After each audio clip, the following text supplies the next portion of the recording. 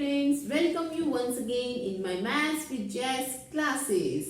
So again today is the time for class 8. Class 8 का we are doing chapter number 1 rational numbers. कौन सा chapter कर रहे हैं हम? Rational numbers, and we have also done the topic 1.2 properties of rational number addition. मैंने आपको पहले भी बताया था कि प्रॉपर्टीज के अंदर जो एडिशन और जो मल्टीप्लिकेशन होता है वो ही सिर्फ प्रॉपर्टीज को लेता है, बाकी सब्ट्रैक्शन और डिवीजन जो होता है वो बीच में आएगा, लेकिन वो मैनिपुलेट या चेंज होके एडिशन और मल्टीप्लिकेशन में ही आ जाएगा। तो अभी हम क्वेश्चंस कर रहे हैं, जैसे अभी आपने मेरी लास्ट वीडियो में अगर नहीं देखा तो जाके देखिए, उसमें हमने एडिशन किया था बट उसमें बार बार बीच में सब्ट्रैक्शन का साइन भी आ रहा था। इट डजंट मीन कि एडिशन कर रहे हैं तो रेशनल नंबर्स में, तो रेशनल नंबर्स में ऐसा नहीं है कि वहां पे सिर्फ प्लस प्लस प्लस दिखेगा, एडिशन में माइनस भी दिखेगा। बट अगर हम दो माइनस नंबर को अगर करते हैं कुछ भी तो हमारा जो आंसर आता है, और दो उन्हीं माइनस नंबर को रिवर्स करके सॉल्व करते हैं तो आंसर सेम नहीं आता है। बट एडिशन और मल्टीप्लिकेशन में ऐसा हमेशा होता है। इसके रिगार्डिंग मैं प्रॉपर्टीज की एक छोटी छोटी वीडियो आपको शो करती रहूंगी जिससे आपको और अच्छे से क्लियर होगा। बट रिगार्डिंग प्रॉपर्टी अलग से 5 क्वेश्चंस करना कोई रिक्वायरमेंट नहीं है, हमें सीखना जरूरी है, लर्न करना रिक्वायरमेंट है हमारी। जो हमने एडिशन सीख चुके हैं, अब हमारा टाइम है मल्टीप्लिकेशन का। सो स्टार्ट करते हैं अपने मल्टीप्लिकेशन के 5 questions. Let's start question number 1। Question number 1 is find 11/12 multiply this. इन सबको हमें क्या करना है? मल्टीप्लाई। अब इसमें जो एक वन कॉमन मिस्टेक कह सकते हैं या फिर ब्लंडर मिस्टेक कह सकते हैं, बच्चे क्या करते हैं, सोचते हैं सारे मल्टीप्लाई हो गए हैं, यहाँ पे ऐसे काटना शुरू कर देते हैं। अरे 11 न्यूमरेटर में है, डिनोमिनेटर में ये रहा, यहाँ से काट दो, ये कर दो, वो कर दो, सारा एक ही लाइन में हौच पौच कर देते हैं। इसको करने की रिक्वायरमेंट नहीं है। इसी का ही मतलब होता है कि प्रॉपर्टीज में इसको हम क्यों इंक्लूड करते हैं। पहली प्रॉपर्टी आपकी क्लोजर आती है। क्लोजर का तो मतलब सिंपल होता है कि दो को सॉल्व करिए, जो आंसर आएगा वो इंटीजर ही आएगा, तो वो तो एक सिंपल सा है। बट कम्युनिकेटिव और जो आपकी एसोसिएटिव जो आती है वो हमें क्या बोलती है? कम्युनिकेटिव से आप ऐसे याद कर सकते हैं कम्यूटेटिव से कि दो में कम्युनिकेशन होगा। कम्यूटेटिव और कम्युनिकेशन थोड़ा सा सिमिलर है, तो हमें हमेशा क्या करना है? पहले दो में कम्युनिकेशन बिठाना है। कम्युनिकेशन जैसे मैं बोल रही हूँ, आप मुझे सुन रहे हैं, you are listening with to me, तो हम दो के बीच में कम्युनिकेशन हो रहा है। होता तो ऐसे है कि बहुत सारों में से मैं बोल रही हूँ तो पूरी ऑडियंस सुन रही है, बट जो एक सिंगल पर्सन है वो मुझे अगर फोकस करके सुन रहा है तो ऐसा लगेगा कि हम दो कम्युनिकेट कर रहे हैं। तो पहले आपको क्या करना है? दो की हमेशा बात करवानी है, कम्युनिकेशन। तो वो देखना है कि वो परफेक्ट पेयर बन रहे नहीं बन रहे। जब वो दो कम्युनिकेट हो जाएंगे तो तीसरा जो साथ साथ चलता रहेगा या दो अलग भी कम्युनिकेशन करते रहेंगे, उसका जो भी आंसर आएगा, तो ये हो गए दो कम्युनिकेशन जो कर रहे हैं और एक जो साथ में चलेगा। तो इसका मतलब दो और साथ में तीसरा, ये हो जाएगा हमारा एसोसिएटिव। तो इसको कैसे बोलते हैं कि दो को सॉल्व करके जो भी आंसर आया तो तीसरे को जो एसोसिएटिव वाला था उसको भी हमने इसका कम्युनिकेट कर लिया। इसीलिए कई बार कई क्वेश्चंस में आपने देखा होगा, बुक्स में देखा होगा, साइड में लिखा होता है यूजिंग कम्यूटेटिविटी एंड एसोसिएटिविटी। उसका मतलब यही होता है कि हमने दो का कम्युनिकेशन बिठाया और तीसरे को या उसके भी दो पार्ट्स को सॉल्व करके जो एक सिंगल आंसर आया उसको उसके अंदर इन्वॉल्व कर लिया बाद में, जब सॉल्व होने के बाद। तो इसीलिए वो चीज लिखी जाती है एक साथ, कम्यूटेटिविटी एंड एसोसिएटिव, क्योंकि वो अकेले नहीं यूज हो रहे, दोनों एक साथ लग रहे हैं। अब आइए इसका सॉल्यूशन मैं जो आपको बताना चाह रही हूँ कि कैसे अरेंज करना है, वो सॉल्यूशन में देखते हैं। स्टूडेंट्स, मैंने कैसे अरेंज किया है, हमने क्या करना है? न्यूमिनेटर और डिनोमिनेटर का गेम प्ले करना है, क्योंकि मल्टीप्लिकेशन एसोसिएटिव और कम्यूटेटिव दोनों को करता है। तो इतनी उसका मतलब ये होता है कि कितना भी आप रीअरेंज कर लीजिए आंसर सेम आना है। एडिशन में भी यही बात होती है, जितना मर्जी आप नंबर को आगे पीछे कर लीजिए आंसर सेम ही आना है। तो इनको अगर हम रीअरेंज भी कर लेंगे तो हमारे सॉल्यूशन पे कोई इफेक्ट नहीं पड़ेगा। अगर आप 5 + 7 करते हैं, 7 + 5 करते हैं, एक ही बात है। अगर आप 7 × 5 करते हैं और अगर आप 5 × 7 करते हैं तब भी एक बात है, सेम आंसर आएगा। लेकिन सब्ट्रैक्शन में ऐसा नहीं होता और ना ही डिवीजन में होता है, इसीलिए ये प्रॉपर्टीज इसको लेके आती है अपने साथ। तो मैंने क्या किया, 11 यहाँ पे क्या देखा मैंने कि ये न्यूमरेटर में। अब मैंने देखा कि इसका कोई फ्रेंड है डिनोमिनेटर में, तो हाँ जी है। तो हमने क्या करना है? सिर्फ इसको थोड़ी उठाना है, पूरे रेशनल नंबर को लेके आना है। तो हमने 11/12 की फ्रेंडशिप कर दी मल्टीप्लाई 9/-, ताकि हमें इजी हो जाए काटना। मल्टीप्लाई चलता रहेगा और जो सेकंड वाला था वो ऑटोमेटिकली आपका ऐसा पेयर बनेगा कि जिसमें आपको काटना इजी हो जाएगा। देखिए मैंने उसको देखने की रिक्वायरमेंट ही नहीं देखी, वो कट रहा है। तो आइए इसको फटाफट सॉल्व कर लेते हैं। 11 से 11 कट हो गया।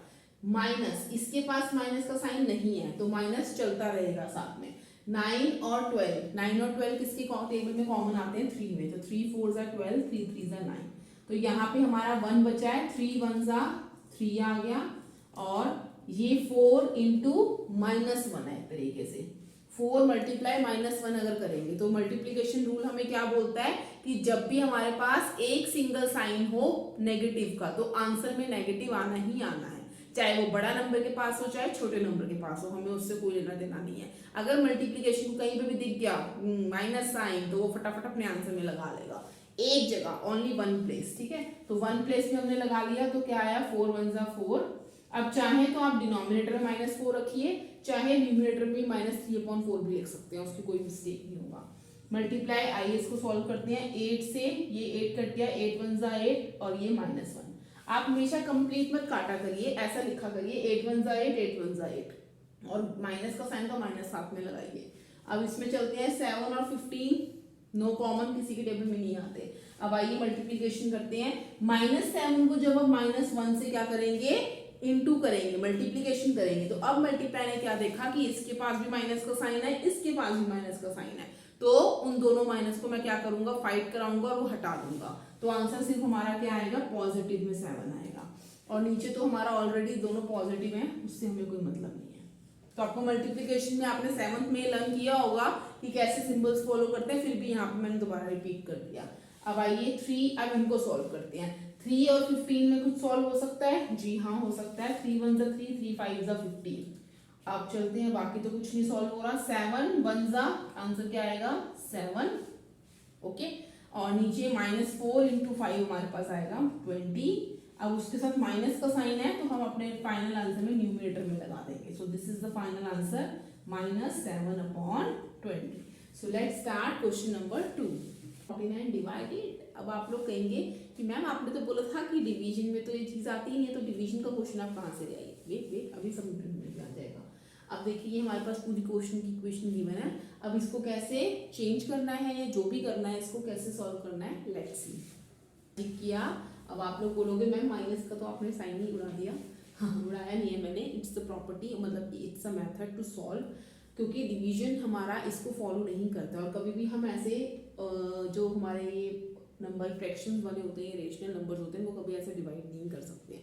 कभी आप उनको बॉक्स में तो ऐसे बना नहीं सकते हैं अपॉन वालों को। तो हमें क्या करना होता है कि जो भी डिवाइड होता है, डिवाइड और मल्टीप्लाई इनकी फ्रेंडशिप होती है, प्लस और माइनस इनकी गेम चलती है। तो हमने देखा कि ये हमारा डिवीजन कहाँ से बीच में आ गया, ये तो प्रॉपर्टीज में आता ही नहीं है। तो हमने डिवीजन को किस साइन में कन्वर्ट किया?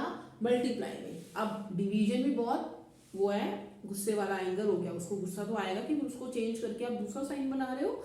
तो उसने क्या किया, जैसे ही आपने डिवीजन को मल्टीप्लाई साइन में चेंज किया, तो उसने आगे वाले नंबर को क्या कर दिया, ऐसे करिए पुश कर दिया एक तरीके से। ठीक है, आगे पुश किया तो वो ऊपर आगे वाला नंबर थोड़ा सा ऊपर नीचे हो गया। पीछे की तरफ तो पुश नहीं कर सकता ना, आगे की तरफ इजी होता है करना, पीछे की तरफ कैसे करेंगे।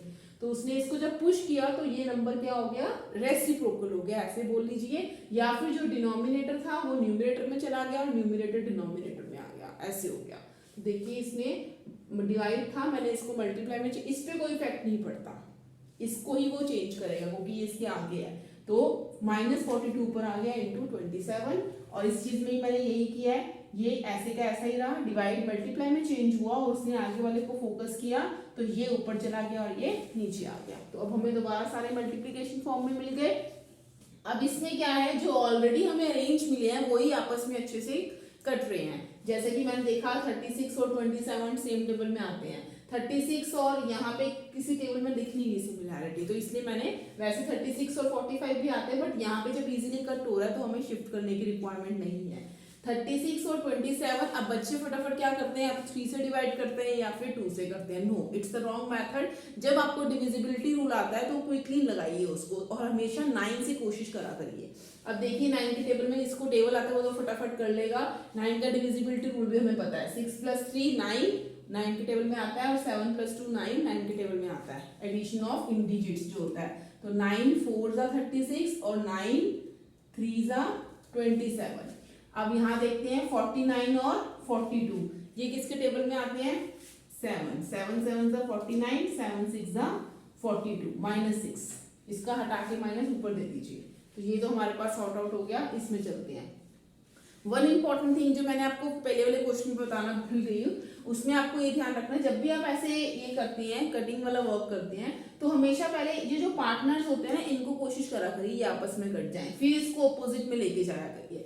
नहीं तो कई बार ये माइंड से स्किप हो जाता है, ये आपस में इजीली कट रहे होते हैं, ऊपर नीचे काटते रह जाते हैं। तो कोशिश करा करिए पहले इनको देखिए कि ये दोनों आपस में तो नहीं कट रहे, अगर ये दोनों कट रहे हैं तो फिर हमें ऑपोजिट जाने की रिक्वायरमेंट नहीं है, जब दोनों कट नहीं रहे तो ही हम इधर जाएंगे। लेकिन ये ध्यान रखना है एक न्यूमरेटर होना चाहिए, एक डिनोमिनेटर होना चाहिए। अब 26 और 45 तो एक टेबल में नहीं आते, क्योंकि 2 + 6 भी अगर आप करेंगे तो आएगा हमारा 8, 8 तो 3 के टेबल में नहीं आता, तो इट्स नॉट कमिंग। तो देखते हैं 45 और 81, अब ये किसके टेबल में आ रहे हैं दोबारा से 9 के टेबल में। 5 और 4 9, 8 और 1 9, ये तो है 9 9 81 और ये होता है 9 5 45 माइनस में। ओके, अब यहाँ चलते हैं 26 एंड 65, ये किसके टेबल में आते हैं। अब आप लोग 2 3 करेंगे, बट मैं आपको डायरेक्टली बता देती हूँ। 13 2 26 होता है और 13 5 65 होता है। तो आइए इनको इक्वली सॉल्व करके नीचे आंसर्स लिख लेते हैं। न्यूमरेटर से न्यूमरेटर को क्या करेंगे, मल्टीप्लाई करेंगे। 4 6 क्या आएगा 24 और 7 3 क्या आएगा 21। एक चीज आपने स्किप कर दी, यहाँ पे हमने ये नहीं देखा कि ये तो ऑपोजिट में कट गए, बट ये भी इससे कट हो रहा है। ओके, तो 3 के टेबल में 6 आता है तो इसको भी हम काट सकते हैं। 3 1 3 2 6, मैं यहाँ पे काट लेती हूँ, कोई बात नहीं।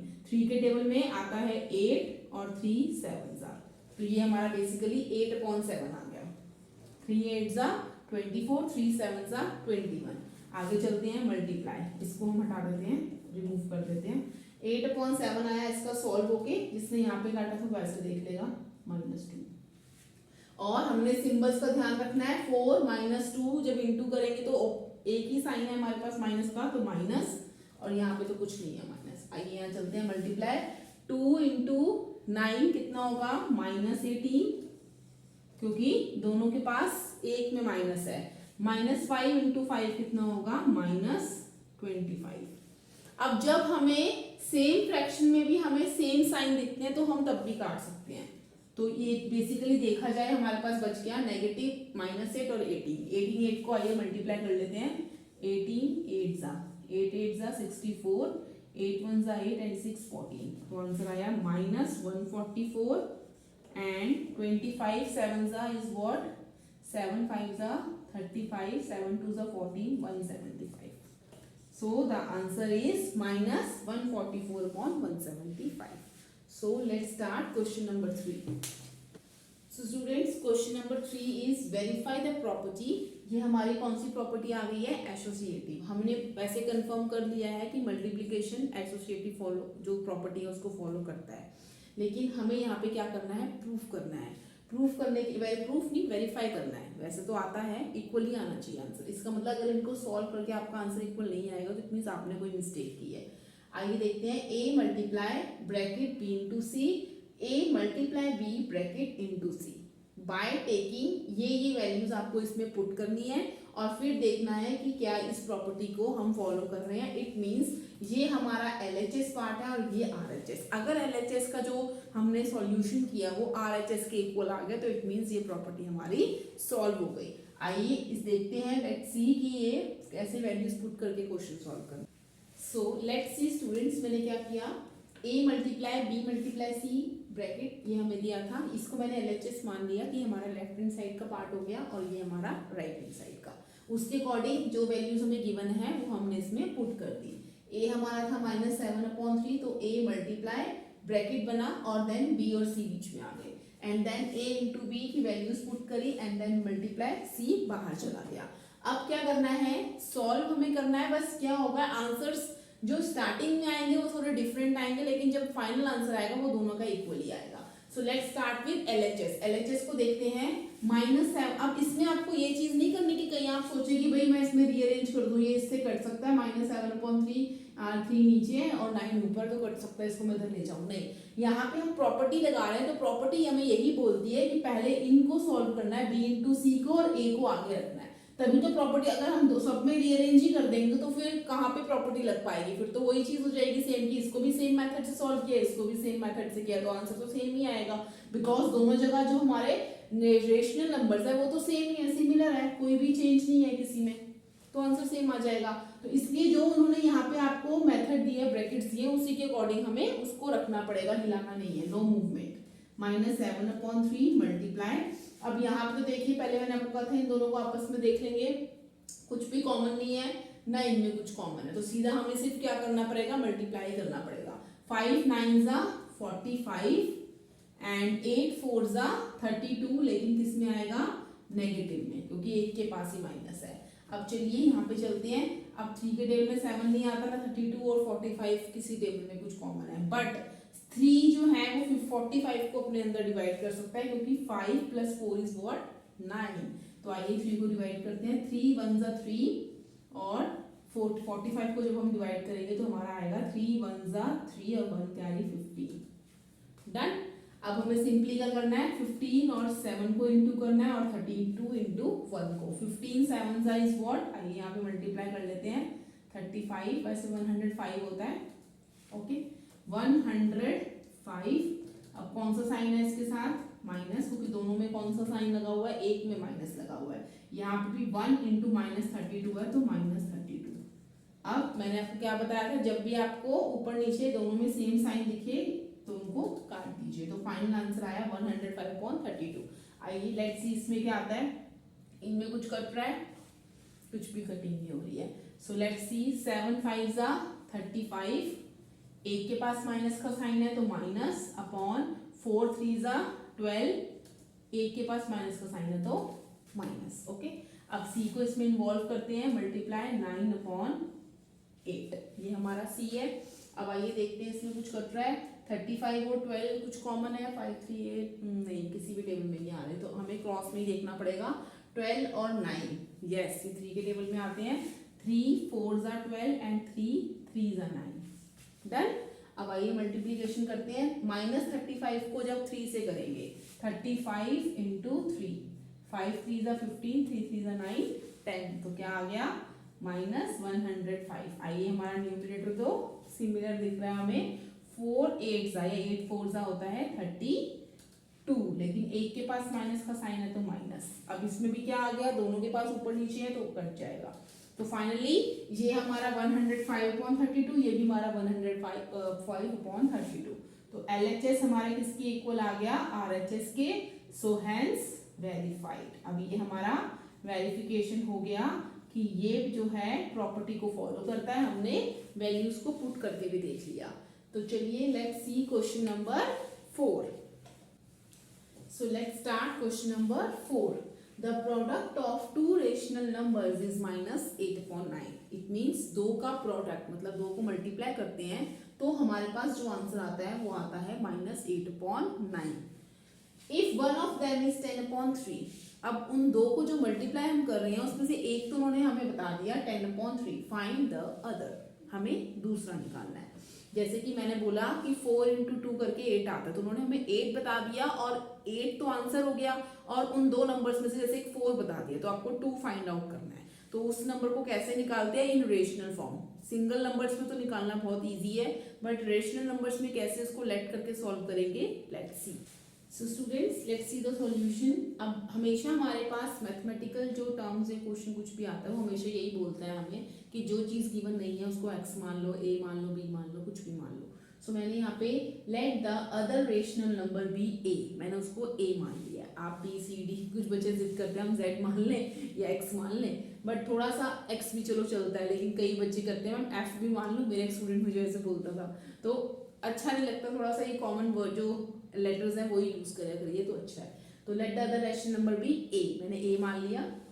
अब हमें जो क्वेश्चन दिया था वो इस फॉर्म में था, जैसे मैंने आपको 4 × 2 की बात बताई थी कि 10/3 ये हमारा एक नंबर रेशनल नंबर मल्टीप्लाई हो रहा है, प्रोडक्ट हो रहा है a। जब मैं a से मल्टीप्लाई करूंगी तो मुझे आंसर मिलेगा -8/9। यही हमारा क्वेश्चन हमें बोल रहा है, but can you multiply 10/3 with a तो कुछ भी नहीं है, लेटर से कैसे नंबर मल्टीप्लाई होगा। तो नंबर ने अपने फ्रेंड नंबर को वहां पे देख लिया, लेकिन वो कहाँ पे है, उसकी इक्वलाइजेशन में है, तो a तो यहीं पे रहेंगे, a जी को कुछ प्रॉब्लम नहीं है। और 8 माइनस 8/9 भी कुछ नहीं करेंगे, वो भी अपनी प्लेस पे है।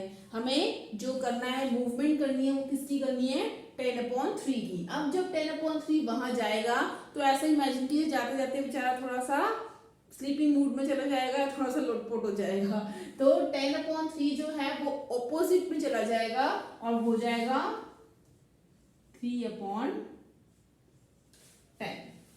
ओके, मल्टीप्लाई तो मल्टीप्लाई रहा, लेकिन 3/10। कुछ बच्चे ऐसे भी कर लेते हैं कि यहाँ मल्टीप्लाई हो रहा है तो वहां जाके मैं डिवाइड कर दूं, तो वो भी एक सिंपल प्रोसेस है, बट उसमें आपको 2 स्टेप लिखने पड़ जाएंगे, क्योंकि आपको पता है कि डिवाइड तो आप कर नहीं सकते, आप फिर इसको मल्टीप्लाई में चेंज करेंगे और रेसिप्रोकल करेंगे, तो इसलिए आप डायरेक्ट ऐसे भी कर सकते हैं।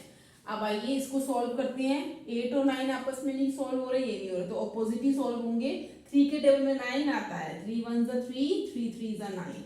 8 और 10 कॉमन किसके टेबल में आते हैं भाई, अब तो 2 आना ही पड़ेगा, स्मॉल नंबर तो 2 के टेबल में आएंगे, -4 and 5। फाइनल आंसर हमारा एक ही वैल्यू क्या आई, -4 × 1 -4 and 3 × 5 15। So -4/15 is the other number. जब इन दोनों को हम मल्टीप्लाई करेंगे, आइए करके देख लेते हैं मल्टीप्लाई। इनको जब हम मल्टीप्लाई करेंगे तो हमें आंसर में क्या मिलेगा, -8/9। आपका आंसर भी चेक हो जाएगा। ये आते हैं आपस में किसी टेबल में नहीं, 5 2 10, 5 3 15 और ये 4 2 -8, 3 3 9 आ रहा है ना। तो ऐसे आप अपना आंसर चेक भी कर सकते हैं।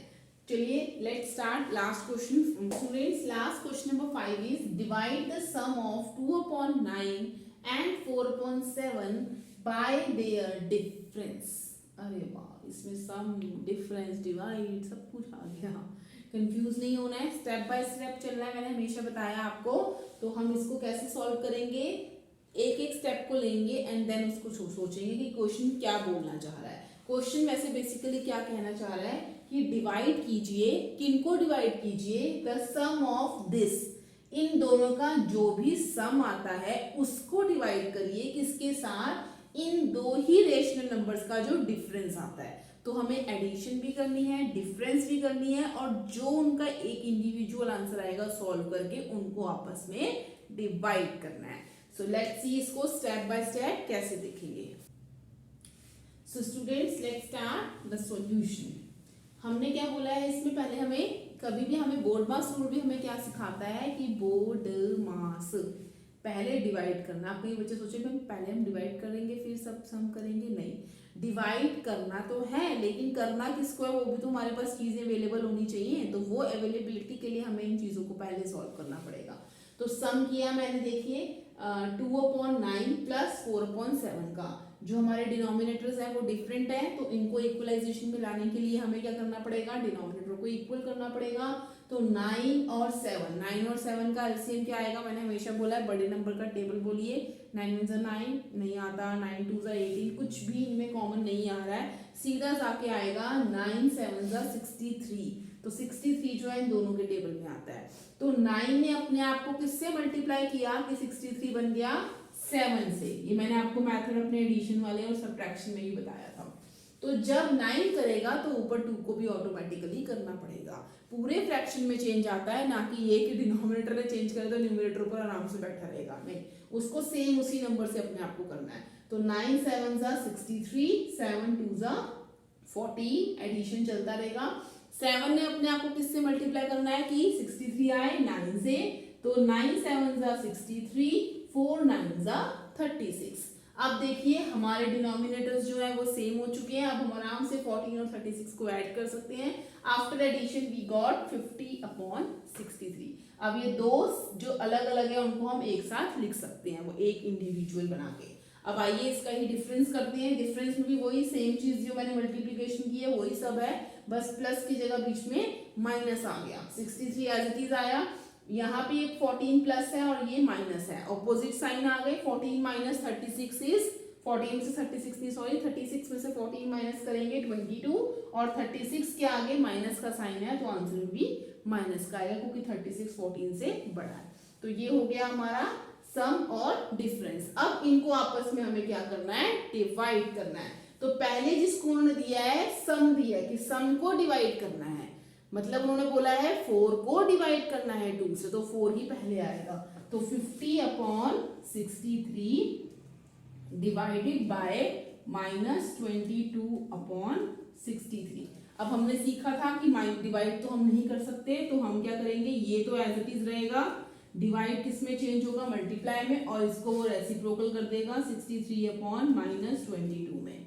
अब 63 से 63 इजीली कट डाउन हो गया। 50 और 22 में क्या कॉमन आ रहा है, वैसे तो 22 11 के टेबल में आता है, बट बाकी तो हमें फिर 2 में ही दिख रहा है ये, तो 22 11 में आ जाएगा, -11 और ये 25, तो हमारा फाइनल आंसर आ जाएगा 25/-11 है तो माइनस को हम ऊपर शिफ्ट कर देंगे, -25/11। So this is the final answer. So students, this is the end of this video. Question number 5 finish हो चुका है। तो अब आपको एडिशन, मल्टीप्लिकेशन, डिवीजन सब कुछ अच्छे से आ गया होगा करना।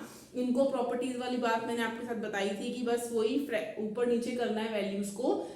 बेसिकली हमें करना एडिशन, मल्टीप्लिकेशन और सब्ट्रैक्शन ही होता है, बट सब्ट्रैक्शन और डिवीजन में ये प्रॉपर्टीज फॉलो नहीं होती। वो मैं नीचे आपको छोटे छोटे क्लिप्स मैंने बताया है कि बनाऊंगी, उसमें आपको क्लियर हो जाएगा। अब मिलते हैं अपनी किसी नेक्स्ट वीडियो में, जिसमें मैं इसी चैप्टर का आगे का जो फर्दर ऑन है टॉपिक वो लेके आऊंगी। 1.2 हमारा चल रहा है, 1.3 हम कवर करेंगे। ओके स्टूडेंट्स, तब तक के लिए बाय बाय, टेक केयर।